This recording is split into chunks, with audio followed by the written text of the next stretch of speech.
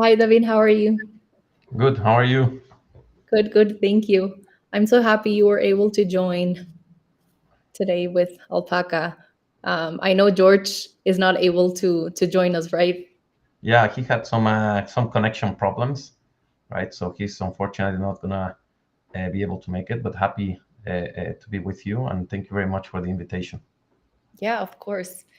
Yeah, sad that he's not gonna join, but tech problems. There's nothing we can't do. Exactly, exactly. It's some technical issues that arose actually half an hour ago. Yeah. Oh well. Okay. Well, glad to have you then. So for Thank everyone joining, I'm Mariangela Martinez, content marketing specialist at Alpaca, and this is David Abusaid, co-founder of a Web3 management platform for Latin America. Um, David, do you want to give us an intro about yourself and Weltio? Yeah, of course, of course. I'll give first an introduction about myself. Like you mentioned, my name is David. I'm originally from Mexico. I'm from a city in the central north called Torreon. And then I studied civil engineering. But curiously enough, right after I graduated from engineering school, I went to work for McKinsey. I was a consultant there for around 8 to 10 years, doing an MBA at the SA Business School, somewhere there in the middle. After a After McKinsey, I thought I wanted to be an entrepreneur, so I started to have that a little bit that itch, becoming an entrepreneur. But instead, I came back to consulting again with Oliver Wyman. In my tenure as a consultant, I did 80-90% of my work in financial services. Was lucky enough to work in over 15 countries. Right? So I was China, the Middle East, Northern Europe, Western Europe, South America, Central America, North America, and the Caribbean. So I basically got a lot of sense of how financial services work worldwide. It was also a place where I learned about what a great product looks like, right? Because in different countries they have different ways of looking at the product. But I would say the most important thing would be also to be able to understand what accessibility means, right? It's sometimes a misconception that just because a product is available, that means it's accessible. And they're two different things. If you have a great product and you want to make it accessible, you need to take into account how am I going to deliver that product and what is that value proposition, and then also put into that same equation, which is not so easy, affordability of the product, right? So that happened a few years back, but it seems like a lifetime, right? We started thinking about Weltio a few years ago. George and I have been discussing it for more than 2-3 years. That we should do something, that there's an opportunity in financial services. We can even argue, that the broader financial services that are offered in Mexico and even in broader Latin America have a lot of opportunity to be disrupted. We still have super high interest rates, right? We still have a delivery systems that are not there yet, and that digital promise, there's still a lot to do with it, right? So then after discussions back and forth, I was still in consulting. He was still working at Klarna. Just also so that I know George for many years from my time at McKinsey. He left earlier than me. We often joke about that. When he arrived, I was at McKinsey. When he left, I was still at McKinsey. And then he left for Berlin. He was working at Wayfair and also at Klarna as a head of product strategy for merchants. And then we finally decided to come together and create Weltio. This happened more or less around a little bit more than a year ago, I would say. There's obviously like a ramp up, preparations, discussions, what are we going to do, how are we going to do it. But then I would say a little bit more than a year ago, we started a coding more or less around a year ago. And then we finally got for a product that is available to the broader audience like 5-6 months ago. So that's a little bit, I mixed it a little bit, like a little bit of my background, a little bit of the story of Weltio, but just so you have a little bit of an idea of the timeline of how we have been creating this beautiful product. No, thank you for that. So before going to the questions, I just want to say to the public watching, any topic talked about in this interview is not financial, investment, and/or tax advice. We encourage our listeners to seek individual advice should they deem it necessary. So you told us a little bit about its origin story, but what is really Weltio? What is Weltio? So yeah, that's a very interesting question, and I would share it in two different parts. One is what is Weltio today, and then the other one is what is the vision that we have for Weltio. For Okay. us, when we're discussing about creating Weltio, like first and foremost, we wanted to bring a great product that is affordable, but that also makes a contribution, to financial education in the country, right? So it has like a dual purpose. One purpose that is more around providing a product, but then there's a parallel side of the mission, which is how do we bring something great to Mexico that is going to improve the situation of millions of Mexicans, right?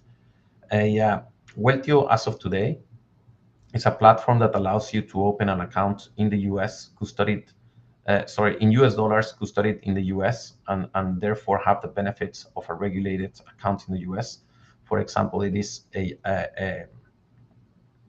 compliant with FINRA, so you get an insurance from FINRA for the money that you have stored, in the value that you have stored in your Weltio account. And through this account, you can invest in more than 10,000 assets, either traditional assets, both stocks and ETFs. And we also have over 25 cryptocurrencies.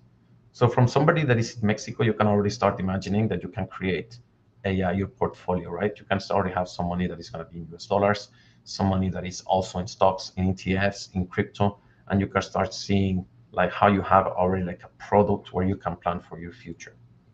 We define Weltio as a wealth management platform and not a trading platform. That's a very important difference, right? Because when you talk about trading platform, usually you think about short-term returns. How do I buy something cheap and sell it expensive, right? We are creating an ecosystem with different partners where we intend for our users to hold on their assets, for the middle and long-term goals. Whether that's going to be retirement, whether that's going to be probably a big expense that you have been planning, like buying a house, buying a car, like all these different things, where you can like on a weekly, monthly, yearly, whatever fits your budget, start creating wealth, right? The first problem that we identified, and that's something that has been very static, in the problem definition since we created Weltio, is that the ecosystem in Mexico and even broader Latam is not designed to create generational wealth for the mass population. There's always that top 1%, that have access to good products, that they can have private banking, they can have offshore accounts, but then the rest of the population basically are stuck with products in local currency and returns that are given by the local market. In the world that we live out today, right, what we give at the end is access, to different products worldwide that can have, or maybe not, a better returns at local markets, but at least you have that access to this global economy. Okay. Okay. And Weltio is a tech platform, right? Weltio, you're completely right. So Weltio is it's a technological platform, right? Weltio is an enabler. Like I want you to imagine Weltio as like the centerpiece that enables different products or services to be offered. And that is already you're linking it to like the vision of Weltio, because Weltio intends to be like the platform where you can perform all purchases or sales of different assets, whether they are traditional, they're digital, or even physical, but they can be traded in a digital world. Yeah. Let's say in the future, I don't know if that's 3 years, 5 years, 10 years, you're going to be able to buy a house that is a physical house. You're going to be able to do it digitally. You're going to be able to do that through Weltio. We're using Weltio as an enabler. When we go into the meta world, right? And you have their real estate in the meta world. You have different assets you can buy in the meta world. You're going to be able to do it through Weltio, right? Okay. So eventually, Weltio is going to be that technological platform that is a centerpiece of different assets. Okay. And that's the vision for the future, right? Not as of right now. That is a vision for the future. Yes, we're going to be continue building. Yeah. We're working hard on that, and but it's something that we want to have everything centralized, because Yeah. we have identified, a preference from users. It's like I want to go to one single place and I want to look how much money I have, how much money I owe, how much assets I can buy, I can sell. Where are my positions, where are my projections. They want to see that, because unfortunately, it's a global problem, but very accentuated in Latin America. We are not very good, I would say, in understanding our personal finance. We have a long road to go. It's something that it's not we don't talk about it as much as we should. It's something that we even feel shy about it. In Mexico, there's a taboo of, for example, saying, okay, I have a mortgage on my house. Okay, this person might not have as much money as as he says he has. Maybe he does, but he has a mortgage. And it's not bad to have credit products. But Yeah. it's a broader conversation about personal finance that we from Weltio, we put our little piece. We contribute a little bit in trying for people to better manage their personal finances. Okay. Yeah. And I think that comes more with financial education as well. I think there's like a missing gap in there in Latin, more maybe in the world in general. Correct. If you look at Weltio today, it looks more like a trading app. We're including very soon education modules. We're including blogs. We're going to include like way more things. We're something have on the pipeline as well, to be able to promote not just education but financial coaching, financial advisory, right? Because there's I mean, endless stories that I have from people that you would not expect it. Like a friend of mine that has a master's in finance. A she basically called me and said like, yeah, but I don't really do anything with my personal finance. What I do is I work in treasury for large corporates. And I'm like, okay, why don't you take time to understand your personal finance, and instead you're focusing in something else? I don't say don't focus in your Yeah. job, but also spend some time to understand your personal finance. Right. Yeah. Yeah. I mean, it's your job, but it's also like your life, your savings, your net worth. Exactly. Exactly. Where do you spend your money? Where are Mhm. you paying? Like there is an estimate that I was reading about that in Mexico, 15 to 20% of household expenses go to interest payment. And I'm like, why? We're used to that. It doesn't have to be that way. We live in a different world now, and that's in a different world that goes beyond Weltio. It's a place where we need to understand where are we spending our money, how do we make the best out of the money that we work very hard to get, to be able to have healthy finances.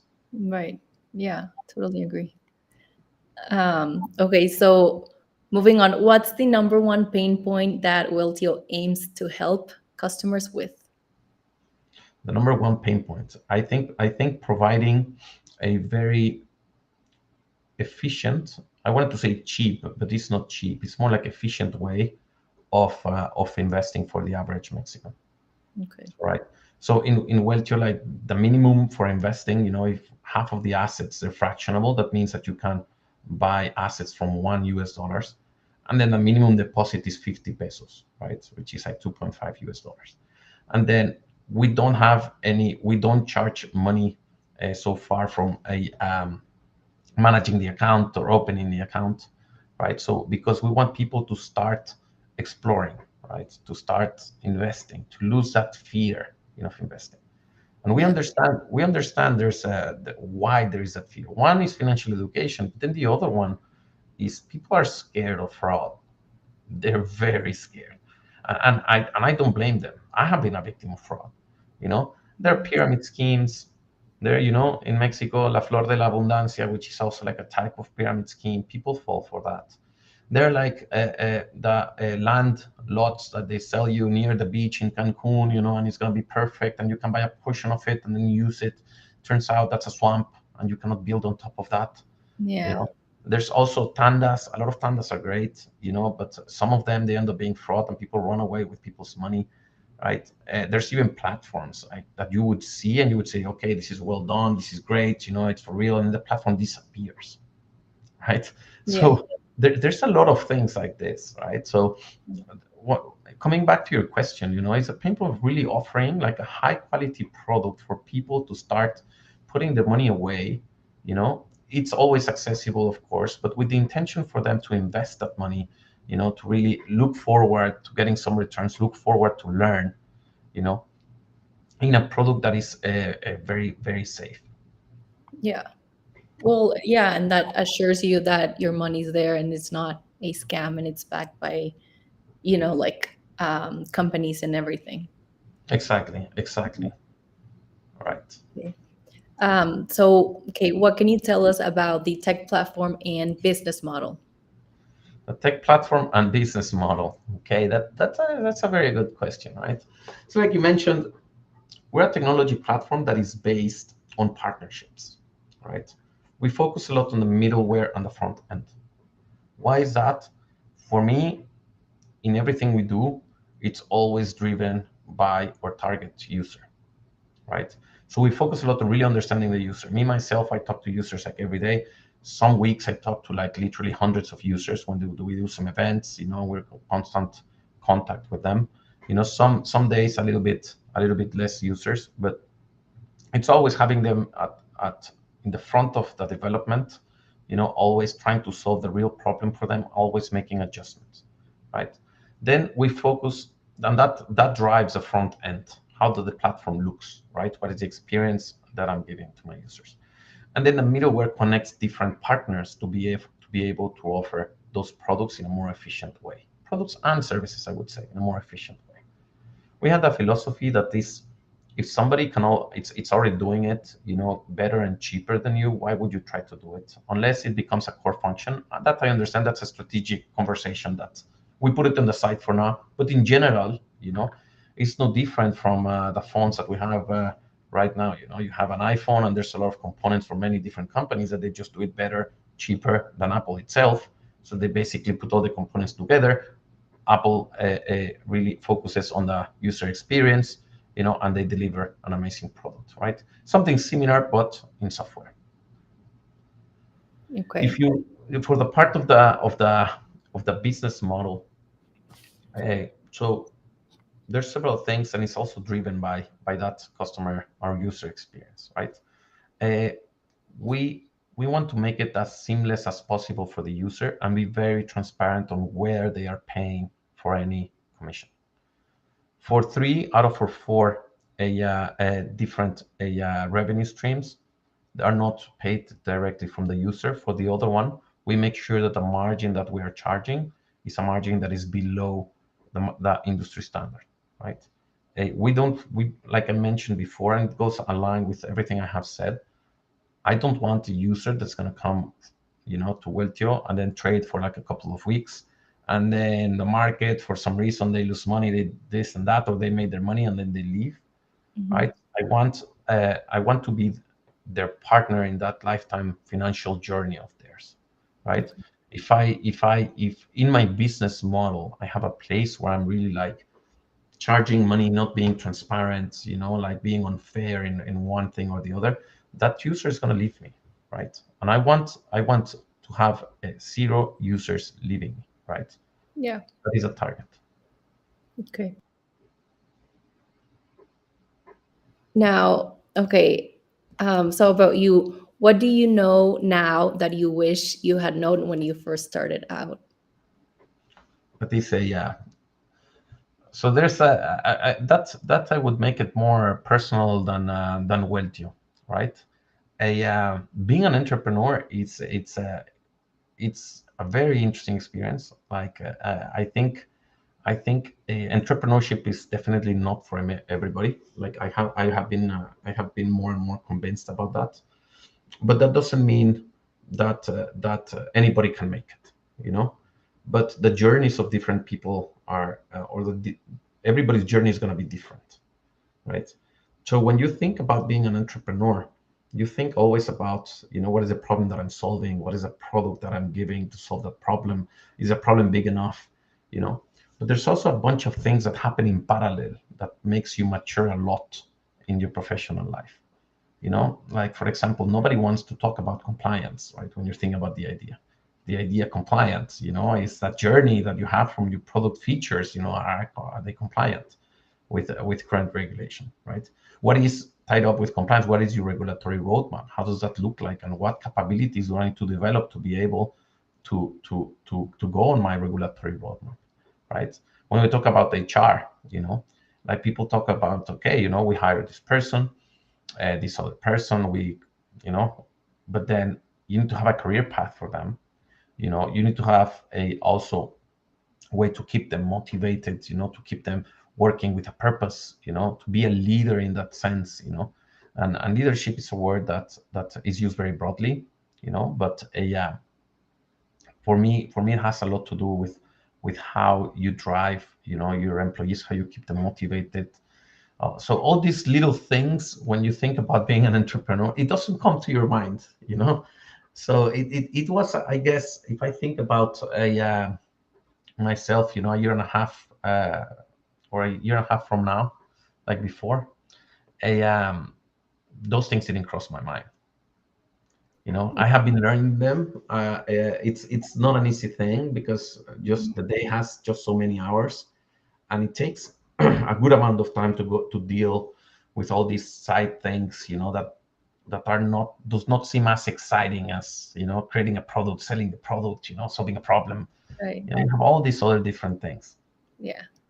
Yeah. You just see, the big picture, but there's all this stuff that you're struggling with, or legal stuff, and Yeah. Oh, you yeah. need an office.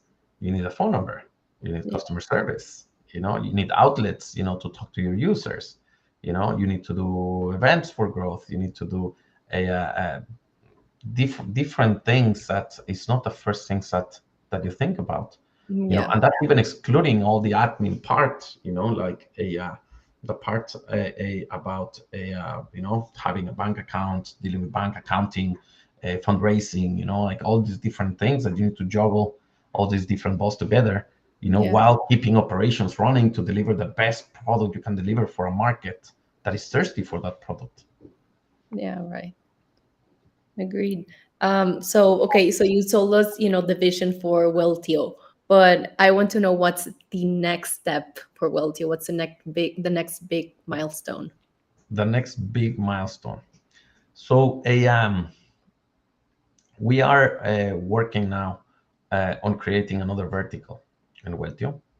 We're creating a vertical that is going to be focused on a business, focus on employees for large employers, let's say medium and large employers, right? So it's a solution that it's going to be like a simplified model of Weltio, where we're going to be where employees are going to be able to open an account with a simplified version of a limited amount of choices, where they can save for the future, very focused on, or like more focused on retirement, or like big life events, right? With less flexibility than Weltio as it is now, but with a different purpose, right? It's something that we're building, and we're going to be very focused in that for the next few months. Okay. Well, good luck with that. It's going to be more work. We call Yeah. it the pie eating contest. Okay. You know what you get as a prize when you win the pie eating contest? What? More pie. So I think we're doing great with Weltio. Yeah, we're growing. We have the users. We have really good comments on the platform. So Yeah. it's going great. So it's like, okay, how do we continue, Right. building? How do we continue with our mission that I Mhm. mentioned goes beyond just having a platform, but providing the different tools for Mexicans to be able to invest, to be able to save. So we come up with this vertical, and it's something that is gonna have our focus in the following months. Amazing. Okay. So, okay, in your opinion, how is technology improving financial services? Technology in every single way. So let me tell you why. So at the end, technology makes things easier, right? Increases to an extent accessibility, and it's really interesting because, at least on my opinion, banks in Mexico took a long way, to implement technology that is customer facing, not technology in the back end, and how they run their operations, but it is customer facing. Just to give you an example, a bank, in that is in the Nordics, called Nordea, uh, 13 years, 14 years ago, they already had a debit card that you would use with chip, which that in Mexico is relatively new. But in the back of the debit card, it was your ID. with name, a picture, and everything. So theoretically, when you use your debit card, you should be asked for an ID to make sure that it matches, which nobody does. But in here, you have everything in one card since 14 years ago using chip, which is something relatively new for Mexico, right? And with that same ID, you can also drive a car. So you need to leave your house with one single card, even if you're going to drive, right? Yeah. That is technology used, like facing to like really thinking about your customer. What do they need? What are they going to come out with their house with? Hmm. Mexico took a long time for a banks to start realizing that. Now you see that they have been getting like better platforms. You can see the experience is better. They even upgrade them really often.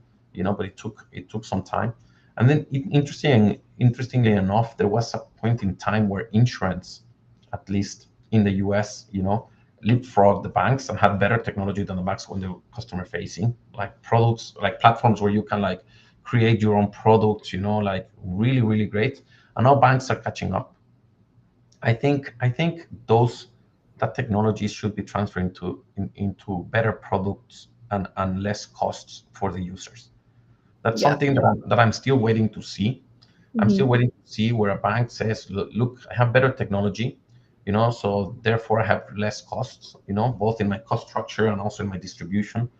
I have better models, credit models. So that means I'm better at selecting who I give credit with. So therefore, I'm Hmm. going to bring my credit card that's on average 70% in the country, which I think is incredible that we have these rates in Mexico. Yeah. And I'm going to give cards for like 30%, you know? Mhm. So I'm still waiting to see how that's going to transfer. That's my hope for the future. That's something that we do at Weltio. We try to be as efficient as possible using technology, transfer the benefits of this efficiency to our users. That's something that I want. I would love to see that the financial sector in Mexico and even broader Latam, they start focusing. How do I deliver these benefits? Or how do I transfer, the benefits to my final users? Yeah. Yeah. Making it easier for the user or giving them stuff they needed, but they didn't know they needed. Yeah, and that part needs to come with economic benefits. Right. Needs to come with like, I'm not gonna charge you anymore an annuity, because everything is automatized. My costs are like fixed. Like the variable cost of additional user costs me nothing, right? I have better models. I have a now less branches. Less people in the corporate because I'm more efficient. Now I'm gonna charge less for things. That competition part is still not there. We do have six banks in Mexico. Have I think between the six of them, they have 80% market share. I forgot the exact number, right? But they compete, So I'm waiting to see how it actually start playing out and people Yeah. start like really comparing, competing, and they see the credit cards, they see that they're all the same. But first, they need to understand that 1 percentage point is a lot. Some people still don't understand. How much is 1% more in your credit card? It can be Yeah. a lot. If you max it out, it can be the difference between paying it, being able to pay it, and not. People are like, yeah, it's 30 something, or 50 something my interest rate. In the US, they know it exactly how much they're paying in any debt they have. They know that because they talk about it. Yeah. Yeah. There's a long way to go still. There's a long way to go. Yeah. That's a different in the countries. Hopefully we'll get there. Mm. We are gonna get there. You know, uh, Sooner uh, rather than later, though. I think we're gonna do it faster than what we think.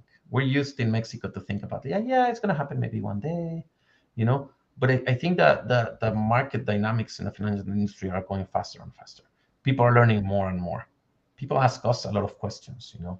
and I think I have talked to several people in academics, in large corporates, even a couple of friends that are in the government, and they always mention personal finance as part of their strategic priorities going forward. Because there's more money in Mexico, there's bigger middle class, so all that effort that the country has been doing the last 20, 30 years, I think is yielding benefits, but it's just a matter now of how, at the personal level, I better manage my money so I can take care of my future, right? So I think the conversation's starting. We're at a good point, so don't get the don't get your hopes down, Yeah. Marian.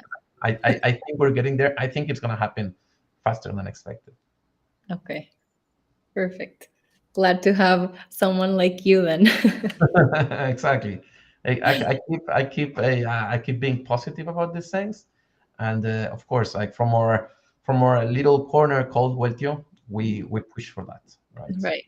We push for competition. We push for a education. We push for a coaching. We push for people to understand. There's always a better ways of doing things. Amazing. Okay. I'm so happy for Weltio and where it's going and having you and George in Weltio in the team. So where can the people watching find more information about Weltio or your online websites? Yeah, yeah. So, I mean, we have a website. It's like weltio.com. Mhm. I really encourage you to watch it. It has actually won some international prizes of design. Okay. Like it took us a lot of time, a lot of effort. But I consider it's a great website. There's information there about Weltio. We have as well a social media. You will Mhm. find us at Weltio app. That's how we are in social media. We Mhm. post things pretty often. We love doing like collaborations and lives and everything. Okay. If you want to download the platform, you can find it in iOS, or you can find Mhm. it also in Google Play. It's Okay. just Weltio. It's the only platform called Weltio. Okay. So it took us also a while to come up with a name, but we actually like it a lot. Did you come up with it? So it come up actually with another a good friend of mine, where we were like at the beginning talking about Weltio, and it's a combination of like wealth, you know, and then IO, you know, so it's like wealth IO, but it ended up being like Weltio, and Okay. it's also a name that really doesn't have like a language, so it's easy to translate, and we have been using it in a very nice way in branding and everything. Again, if you Yeah. want to check out things that we do with the name and all the animations, there's some in the website, there's some in the platform, there's some also in social media, so we, again, thinking about the user, making it a pleasant experience. Nobody likes to go to the bank, you know nobody's waking up to think about where do I save. So all these branding things and things are important as well. Perfect. Okay. I will By the check. way, I forgot. There's also an email where you can reach out to us. Okay. Hola@weltio.com. Okay. Like I check with one of my colleagues as well. We check directly that email. We respond to every email so far. And then in the platform, also there's a WhatsApp button that even before you create an account, anything. And I can tell you a little secret that goes directly to the WhatsApp of my co-founder, right? Okay. Again, with the same purpose, no? Be close to the user. Yeah. We handle those things directly. So Okay. it Is goes it like directly. feedback questions, everything, anything? Anything. Okay. Usually the WhatsApp are more technical questions related to onboarding or something like that. Okay. In Hola at Weltio, we receive a variety of them. Okay. We respond in any of the two. Okay. Oh, social media as well. If you want to write us via social media, we also respond. Okay. Perfect. Well, thank you so much for joining and giving us all the info about Weltio. It was really, really nice having you. And thank you for giving us the time. I know George wasn't able to make it, but that's okay. I'm glad we had you. We will, if not in the future, we'll bring George and then we compare the interviews as well to see if we were consistent. Right. Yeah. I mean, we can talk later about where is Weltio then. Exactly, exactly. Thank you so much. Thank you everyone for watching. Have a good day.